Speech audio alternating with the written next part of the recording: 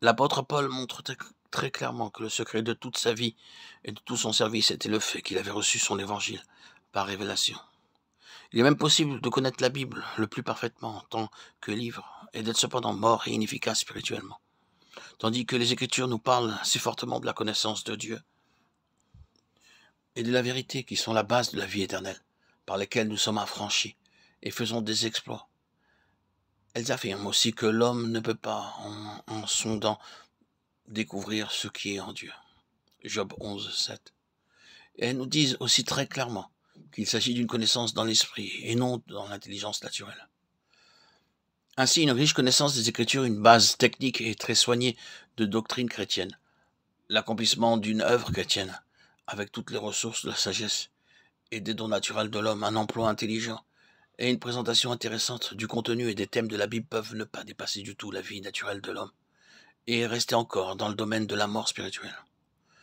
Les hommes ne sauraient être introduits dans le royaume des cieux par les arguments, le raisonnement, la fascination, l'intérêt, l'émotion, la volonté, l'enthousiasme, la passion.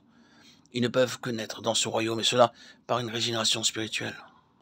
La nouvelle naissance apporte avec elle des facultés nouvelles de toutes sortes. Et la plus vitale de toutes, c'est une faculté nouvelle et différente de connaissance, de compréhension et de conception divine. Le cerveau humain n'est pas mis de côté, mais il devient secondaire et non plus primordial. La fonction de l'intelligence humaine, c'est de donner aux choses spirituelles une forme intelligente pour nous-mêmes et pour les autres.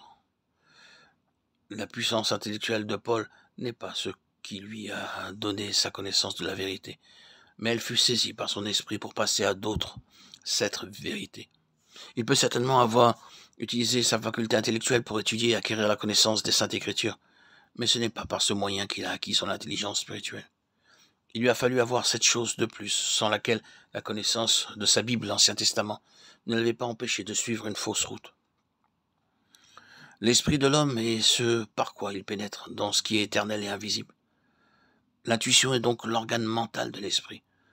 C'est dans ce sens-là, c'est-à-dire à cause de cette mort de l'esprit, en ce qui concerne son union avec Dieu, et cette association avec la religion sous ses formes diverses d'expression, selon l'intelligence humaine que Dieu dit « Mes pensées ne sont pas vos pensées, vos voix ne sont pas mes voix » Isaïe 55, 8.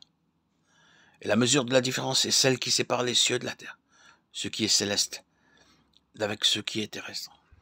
L'une des grandes leçons que nous avons à apprendre et que Dieu prend la peine de nous enseigner, c'est que les buts divins demandent des moyens spirituels.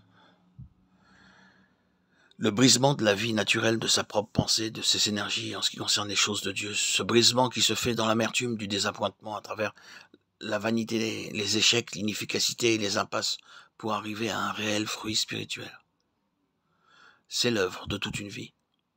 Mais la vérité que nous venons de rappeler est l'explication et la clé de toute la question.